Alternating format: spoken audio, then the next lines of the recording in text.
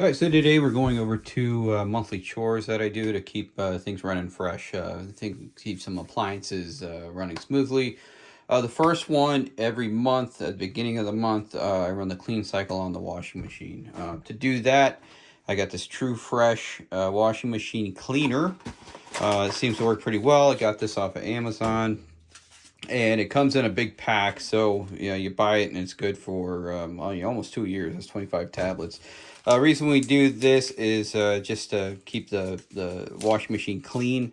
Sometimes you wash dirty clothes. You always wash dirty clothes, but stuff with grass and stuff in it. And every once in a while we get a smell if we don't keep up with this. So a couple years ago we decided to start doing this. So you just rip open the packet, put the tablet in.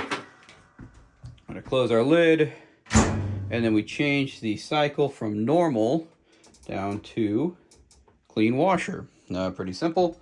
So we're at clean washer. I usually don't mess with any of this stuff, and we just hit start. So this will run a cycle.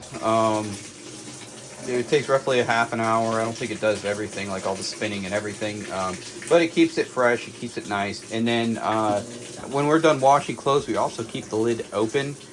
Just to let it air out and let any excess water that might be in there sitting in the pipes to kind of evaporate out and help eliminate any smells or anything else. So that is the first one, and now we're going to run over to the dishwasher and get that one cleaned up.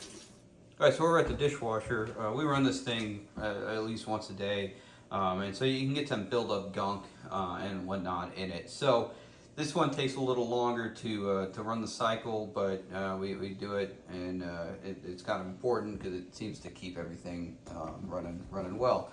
So to clean the dishwasher, same thing as the washing machine. We have this True Fresh dishwasher machine deep cleaner, and what you do with that, take one of your packets. We're going to drop it into our detergent spot.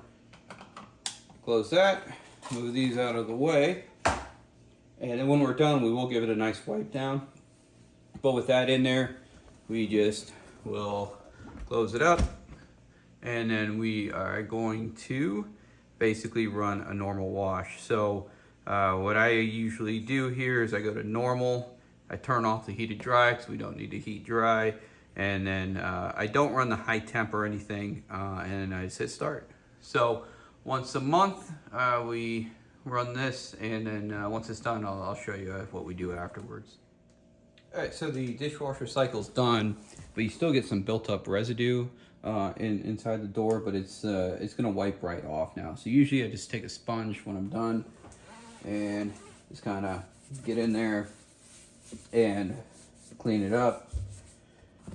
You have to go through a couple times, rinse your sponge, go through.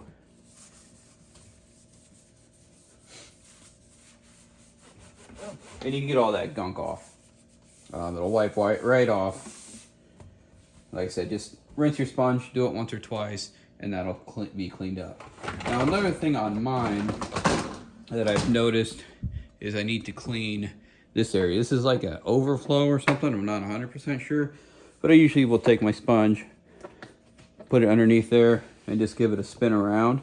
And that clears out any gunk that's in there. I have had it leak before because this thing got stuck. So I usually go through and I just kind of, like I said, give it a wipe down and make sure it's all clean. And then we're done for the month. Total process, you put the tab in, that takes 10 seconds, and wiping it down just takes a couple minutes, and then we have a nice clean dishwasher. If you have any questions, comments, concerns on the washing machine or the dishwasher cleaning, please leave them in the comments below. Hit like, subscribe, and all that, and we will talk to you soon.